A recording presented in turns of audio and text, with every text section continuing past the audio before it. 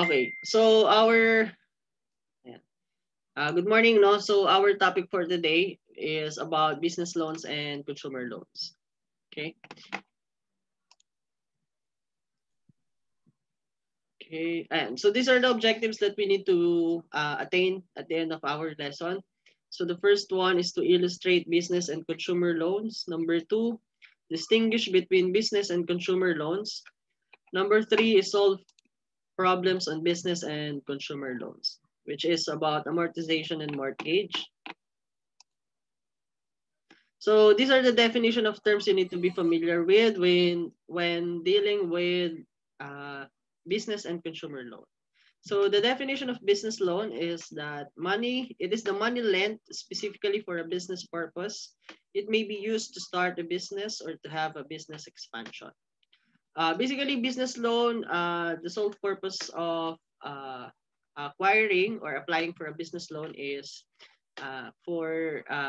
it's either you're going to build up your own business or you're going to extend or renovate or do some innovation in your business. While consumer loan, so this is the money lent to an individual for personal or family purpose. So consumer loan for personal use, it's either you can use it in your education, buying stuff like cars, house and lot. So consumer loan is for personal use. Okay, so yun yung difference nila. Business loan is for business and then consumer loan is for personal use. The next one is the collateral. So collateral, these are the assets used to secure the loan. It may be real estate or or other investments. Collateral, ito yung kumbaga parang isinasangla natin, no? Kapag umutang tayo under business loan or consumer loan. So parang ito yung security assets ng bangko, no? Na if ever na hindi ka makapagbayad, meron silang collateral or property na pwede nilang makuha sa iyo. Okay? So term of the loan, so this is the time to pay the entire loan. Yan. So next slide. Okay, so these are the comparison ng basics of consumer loan and business loans. Okay? So as per definition, consumer loans, ito na nga yung nasabi ko kanina, given to individuals for personal or family purpose. While business loans, these are loans for business. Okay? In consumer loans, you may require a collateral. Business loans may require a collateral as well. So both of them, consumer loans and business loans, may require a collateral. Okay? Depende kung gaano kalaki yung ilo-loan. Then, for consumer loans, do not usually require a guarantor. Business loans require a guarantor. A guarantor is a person na mag-guarantee ng transaction as well as mag-guarantee na magbabayad ka dun sa inutang mo sa bangko. Either consumer loan or business loans. Okay? The next one, the lendee has to submit a credit report, income tax return, and the company's financial statement for applying consumer loans. Commonly, yung credit report, ITR, income tax return, and the company's financial statement, i-request lang yan sa company na pinagtatrabahuhan mo if ever na employed ka. And then, sa business loans naman, the lendee may require a credit report, bank statements, and income tax return. So if employed, the certificate of employment and employee payslips will be submitted. So these are some of the requirements needed, no, in order for you to apply for a consumer loan or business loan. Next one, under consumer loan, the term is longer while the rate is lower. So compared to business loan, the term is shorter while the rate is higher. So yun yung difference nila, no?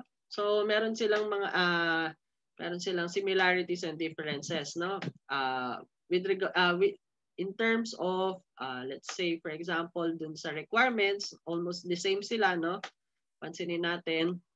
And then yung pagkakaroon ng guarantor and then pagkakaroon ng collateral. Okay.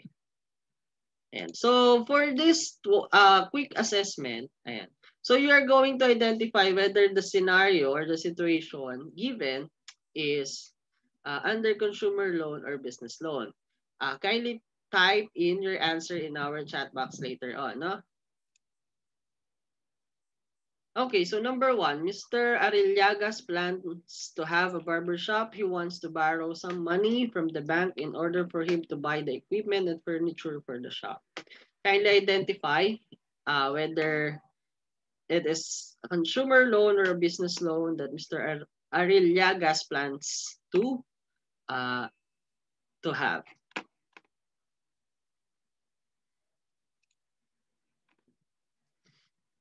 Sige. We'll be waiting for your response in our chat box.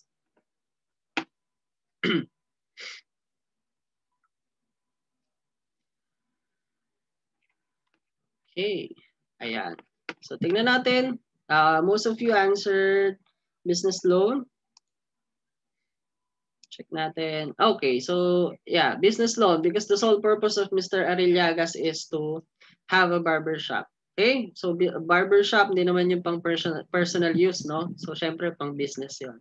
Hindi ka naman magtatayo ng barber shop para ikaw lang yung gugupitan ng barber shop na yan.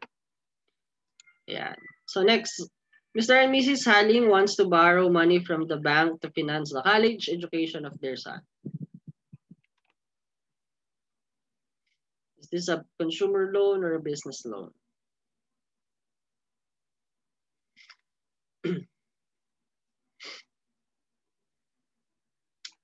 Okay, and thank you. So, most of you answer consumer loan. Let's see. Ayan. So, consumer loan because the loan is for is to finance the college education of their son. Okay. Next one. Yeah, Mrs. Alonso wants to have some improvements on their 10-year-old house.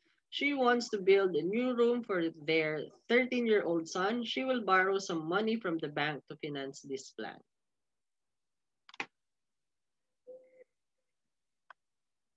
So what type of loan should Mrs. Alonso have? Yeah, okay. Yeah, so most of you answered again consumer loan. Okay, so consumer loan is correct.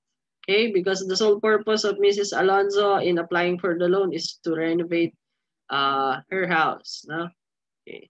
And then build, to renovate her house. Okay, number 4, Mr. Tanaka owns a Xiaomi food cart business. He wants to put another food cart on a new mall in the other city. He decided to have a loan to establish the new business. Ayan. Thank you. Thank you sa pagsagot. So let's see.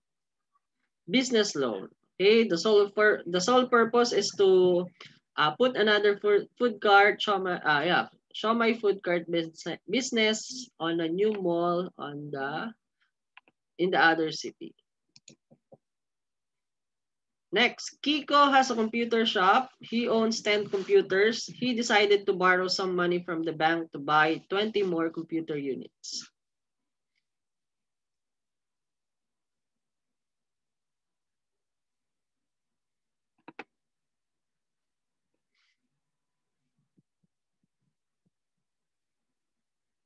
Ayan. Okay, thank you. Sige, let's reveal the answer. So number 5 is a business loan. Okay. Hindi naman gagamitin ni Kiko yung 10 computer, no, saka yung additional 20 computers for personal use, no. So idadagdag niya yan for his computer shop business. Okay? Ayan. So, yun lang naman yung dun with regards to consumer and business loan.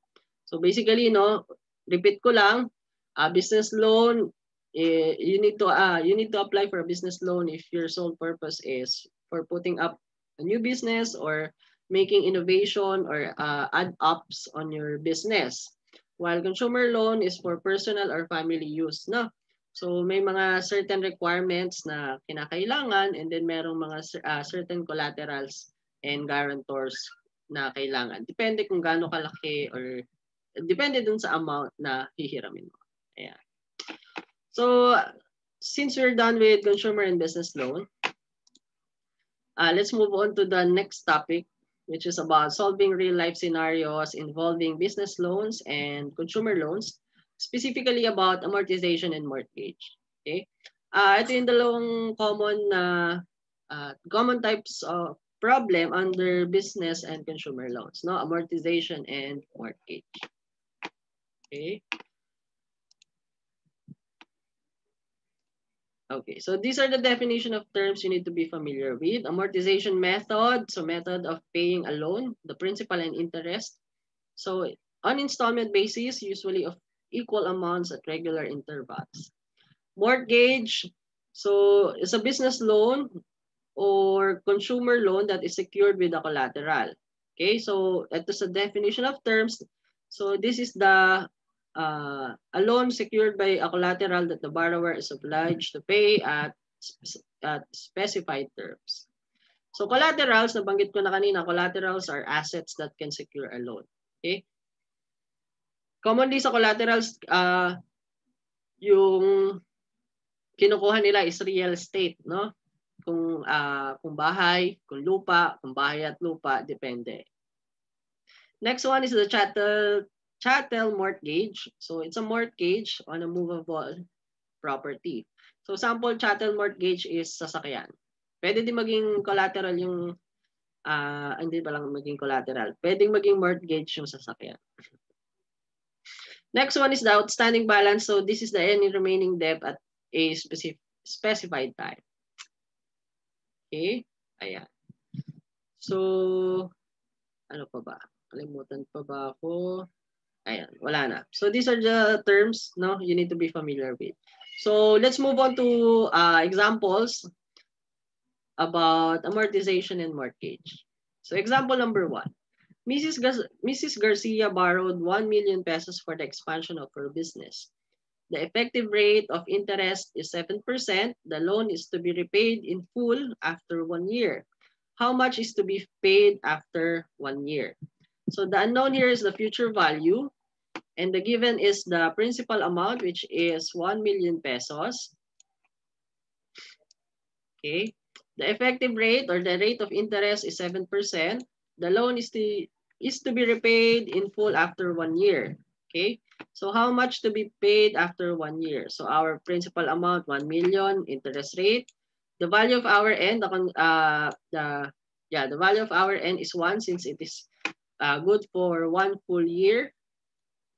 So for the solution, we're going to use future value is equal to the principal amount times the quantity 1 plus I dapat yan, sorry. 1 plus I raised to N. So 1 million pesos times the quantity 1 plus 0.07 raised to N, which is 1. So that will give us 1,070,000 pesos as our future amount for this kind of problem. Okay.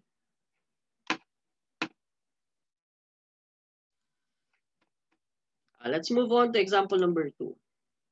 A person borrowed. By the way nga pala, no, kindly take a screenshot, no, or take notes of the example. Kasi later on, after presenting to you several examples, we are going to have a quick assessment regarding this. Okay.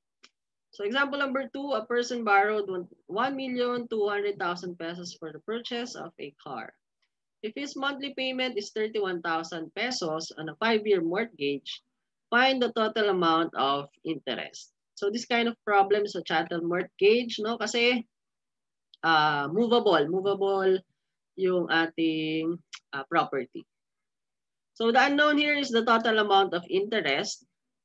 So let's identify the given. The given is principal amount, which is 1,200,000 pesos. The monthly payment or the regular payment every month is 31,000 pesos. Okay? Ayan sabi, monthly payment, 31,000 pesos. So the term is good for 5 years. So in order for us to solve for the total amount of interest, meron tayong dalawang process. So the first one is to solve first for the total amount.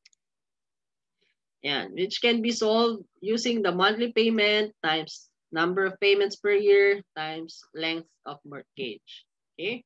So our monthly payment here based on the problem is 31,000 pesos.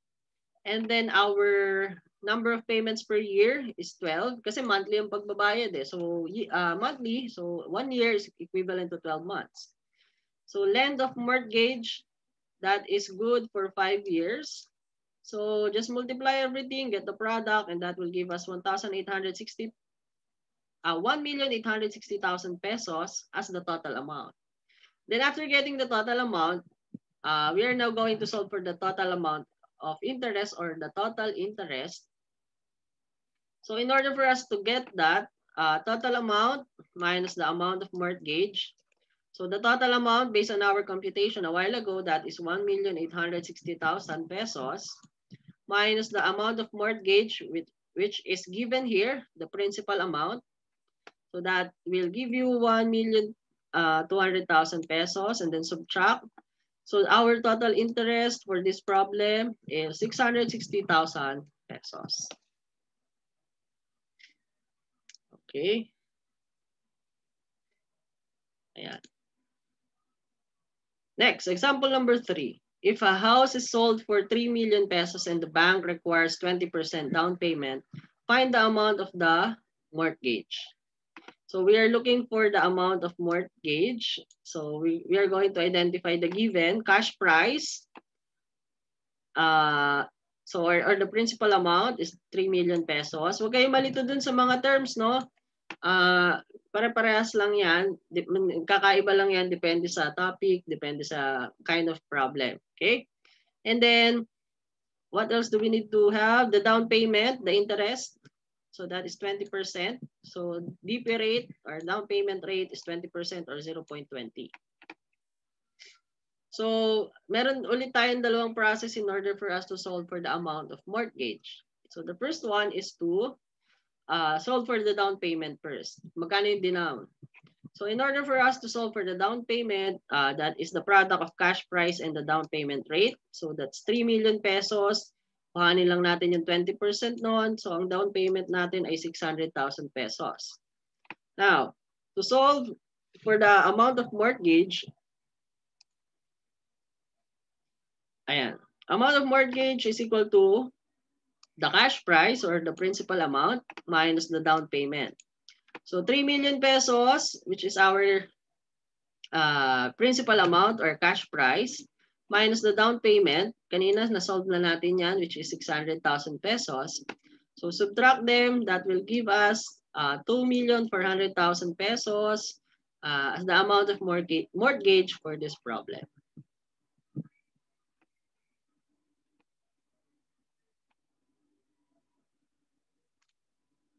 Okay. Any questions so far? Ano po? Wala po. Okay. Sige. Let's continue. Example number 4. Miss Rosas bought a car. After paying the down payment, the amount of the loan is 400,000 pesos. With an interest rate of 9%, compounded monthly. The term of the loan is good for 3 years. How much is the monthly payment? Monthly payment, parehas lang din siya ng regular payment. Okay? So our unknown here is the R, which is the regular payment or the monthly payment. So the given principal amount, which is 400,000 pesos. Okay. And then we have the interest rate, which is 9% or 0.09. The term is good for 3 years. And the frequency of conversion, since it is compounded monthly, so meron tayong 12. Ayan. So, solve na natin. By the way, class, no, yung regular payment na present ko na siya sa inyo, ginamit natin siya sa annuity. So, kung matatandaan nyo, sa annuity, ang given is yung future amount. So, we are solving for regular payment given yung future amount dun sa annuity. While in mortgage and amortization, dito ang given naman is yung principal amount. So don't worry, I will present to you as well the formula for solving this regular payment. So before we solve for the regular payment, we need to solve for the value of I first. So ito na ulit, no? Paulit-ulit lang naman yung pagkuha ng value ng I. That's interest rate over the frequency of conversion. So 0.09 over 12. That will give us 0.0075, and then the N. Okay, so that is the conversion period.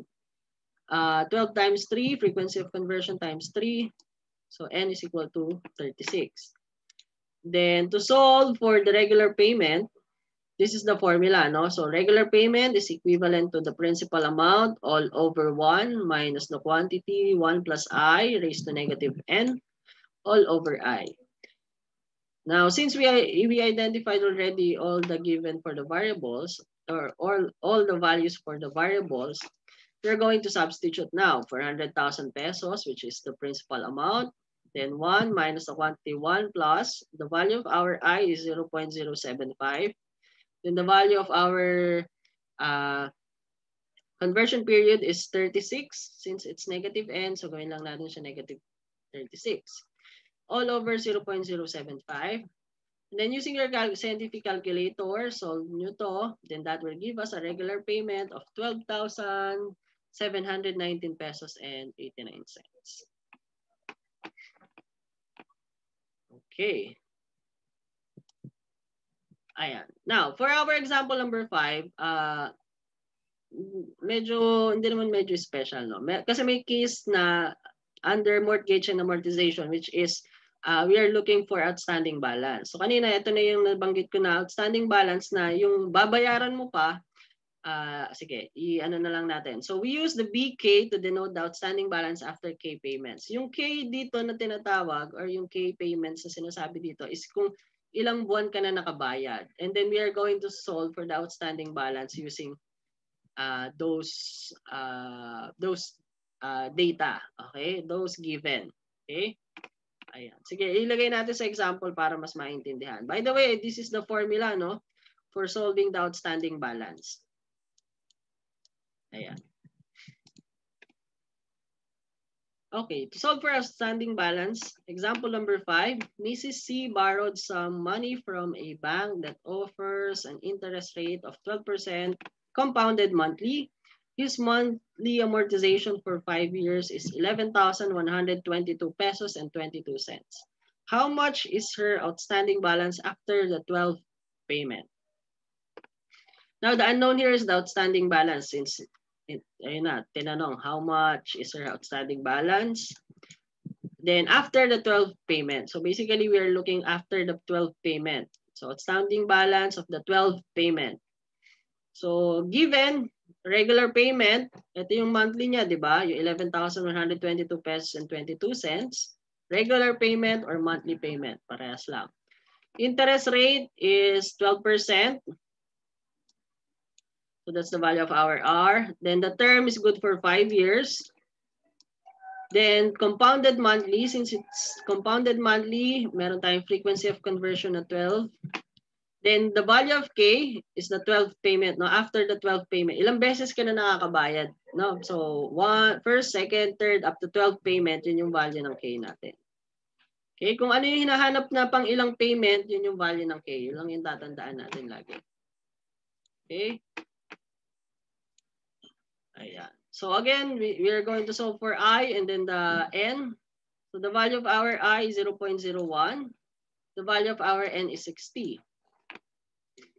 Now, let's use the formula. So outstanding balance is equal to the regular payment times the quantity 1 minus the quantity 1 plus I raised to negative quantity of N minus K all over I. So substitute everything, 11,122 pesos and 22 cents times the quantity 1 minus the quantity 1 plus 0.01, which is our I. Then raise the negative quantity of N, which is 60. Then the value of our K, which is 12. All over I, which is 0.01. Then using your scientific calculator, let's compute. So our final answer is 422,354 pesos and 73 cents. Question so far?